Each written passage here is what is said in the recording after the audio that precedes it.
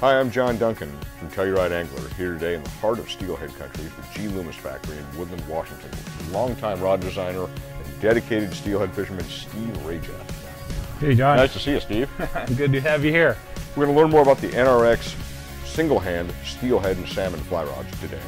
You're throwing the NRX single-handed steelhead rod. That is the 10-foot 8-weight, if I'm not mistaken. Yes. Yeah, 10-foot 8-weight is an ideal size for bigger rivers, casting relatively long casts, and it's an ideal rod because it helps you to mend the line, gives you a lot of reach and control. Often you're standing deep in the water and it helps to lift off a longer cast. Quite often we're using long belly lines, longer taper steelhead tapers. They might have a 40 to a 50 foot long belly, so we're lifting that 40 or 50 foot belly, making longer strokes. And the longer length rods, at least 9.5, but better off at 10 feet. Make it really nice to make longer distance casts. And so these NRXs are designed to be progressive and moderately stiff, not broomstick, not super stiff.